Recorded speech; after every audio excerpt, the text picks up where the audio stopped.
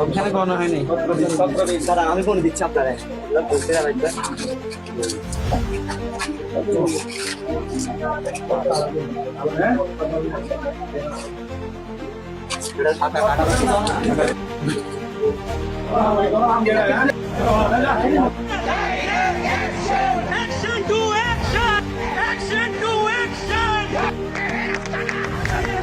এবার আমি সেবন আগে করতাম এটি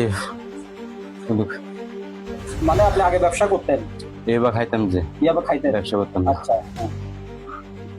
আজকে কি খেতে এসেছেন? এমনকি এই ইয়াবা গুলা কি আপনার থেকে পাওয়া গেছে? না, ইয়াবা গুলা কি আপনার থেকে পাওয়া গেছে? আমার থেকে পাওয়া যায়নি। কেন? উনি তো বক্তব্য দিল যে ইয়াবা আপনার থেকে কিনছে বা আপনার থেকে দিচ্ছে, আপনার থেকে নিতে আসছে। এই নিচে বলে এসেছেন থেকে। হ্যাঁ, এই ইয়াসিন থেকে নিচ্ছে। মানে ইয়াবা গুলা কি আপনার?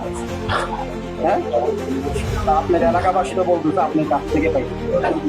আমার থেকে কেউ পায় না কিছু। হ্যাঁ, আমার থেকে কেউ কিছু পায়নি। আপনার কি মাদক মামলা আছে কোনো? না, আমার কোনো মাদক মামলা নাই। আপনি কি করেন? আমি রংপুর আর কি করি। রংপুরের চাকরি করেন? কোথায় আপনি? মনসাতে সার্কি করি। মনেস্টারে? মনসা পেন্টিং এ। এখন যে এই যে ঘটনাটা আপনাকে আসলে ঘটনাটা যে আপনাকে নিয়ে মানে এলাকাবাসী আপনি কেন বলছে? আপনি যদি আমার জীবন না করেন, আপনি ঠিক না করেন, তাহলে কেন এলাকাবাসী আপনি করবেন? আপনি নিরীহ মানুষ।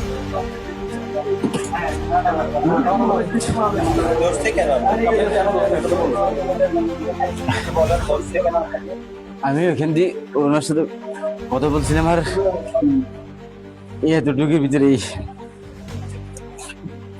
কথা বলতে দড়ি মিলছে।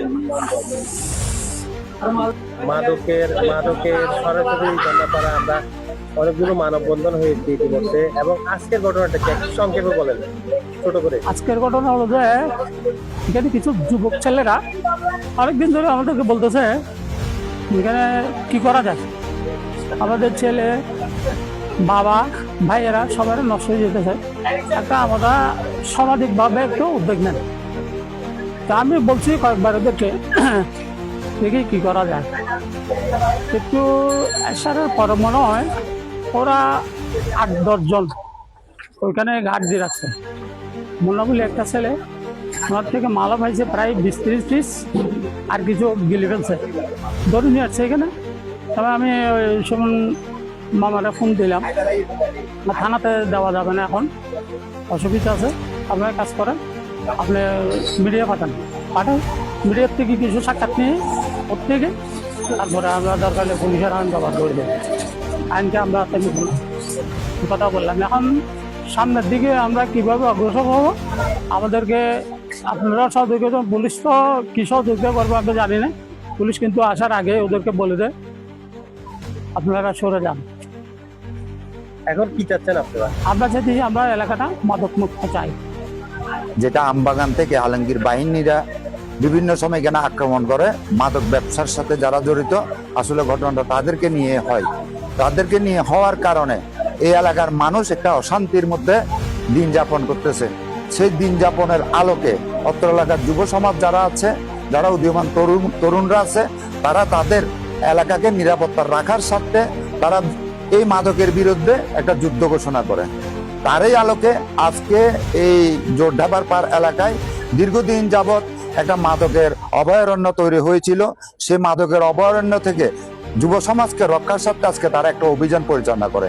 সেই অভিযানে হাতে নাতে মুন্না সহ, যে ইয়াসিন নাম বলা হচ্ছে সে সহ, এবং মাদক যে ব্যক্তিটি সেবন করে তাকে সহ হাতে নাতে এলাকার লোকজন তাকে ধরার পরবর্তীতে সে কিছু মাল হাতের মধ্যে থেকে যায়, আর কিছু মাল সে গিলে নষ্ট করে।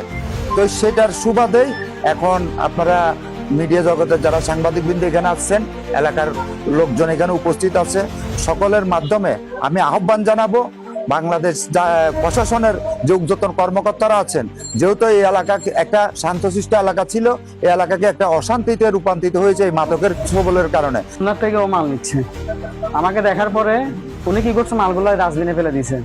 ডাস্টবিন থেকে তারপরে তুলে এনে তারপরে উনি থেকে সিগারেট কিনেছি, যে মোনার থেকে মাল নিচ্ছে। 3 জন ছিল ওরা, একজন চলে গেছে, তারপর ওনাকে আর ওকে জায়গাতে আমরা স্পটে পাইছি। আচ্ছা, মাদক বিরোধী অভিযানটা আইন শৃঙ্খলা বাহিনী করবে, হ্যাঁ। আপনারা কেন করছেন? কেন আইন শৃঙ্খলা করছেন? হ্যাঁ, আইন শৃঙ্খলা বাহিনী এগুলো অনেক আগে থেকে এখানে সবাই টাকা খাইতেছে। আমাদের সমাজের মধ্যে কিছু গণ্যমান্য মানুষ এখানে টাকা খাইছে আগে। এখন আমরা তরুণ সমাজ যারা আছে এখানে, আমরা সবাই অ্যাক্টিভ হয়ে দেখতেছি যে বড়দেরকে দিয়ে কোনো কাজ হচ্ছে না। হ্যাঁ, তারপরে কারা টাকা খেতো? হ্যাঁ? বলতো, নামটা বলা না, নাম তো উল্লেখ করা যাচ্ছে না, এখানে অনেকেই আছে, আচ্ছা। বুঝেন নাই? মনে করেন না, আমাদের মতো গণ্যমান্য অনেক মানুষ ছিল এখানে। ব্যবসা কি করে? ব্যবসা কি করে এখন তো স্বীকারোক্তি দিচ্ছে না। আমরা তো হাতে নাতে ধরছি যে ও গিয়ে স্পটে ওনাকে ভোরে পাইছি, ও কি করছে, ওর থেকে মাল নিয়েছে জায়গাতে। আমি গিয়ে পড়ছি, পড়ার পরে দেখতেছি আমাকে দেখে মাল ফেলে দিছে, তারপর দুজনকে ধরে এখানে আনছি। ব্যবসা কি করে আপনি জানেন না আপনারা? এখন দেখছি এখন মাল দেখছি আমরা মুন্নার কাছে, মুন্না ব্যবসা করে। এখন মুন্না থেকে জিজ্ঞাসা করলে বুঝা যাবে। ইয়োগা থেকে শুরু করে পেন্সিডেল পর্যন্ত ওরা বিক্রি করে। আর এখন আমরা যাকে ধরছি হাতে নাতে, ও এই ছেলেটা হচ্ছে যে রহিমার ভাইপুত, বোনপুত, ওদের আপন বোনপুত, ঠিক আছে? তো ওরা তো মাদক বিক্রি করে, এটা অনেক আগে থেকে। এই এলাকায় কেউ এমন কোনো মানুষ বাকি নাই যে জানে না এখানে ওরা মাদক বিক্রি করে। শুধু মুখ খুলি বলতে পারে না, কারণ এখানে ভালো ভালো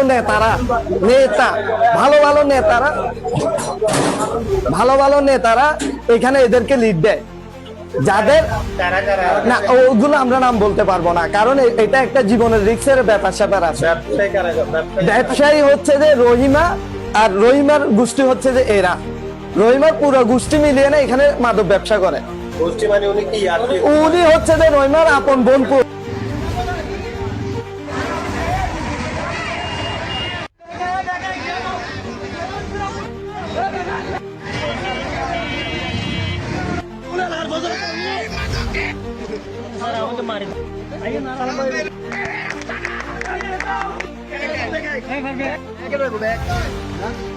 Action 2!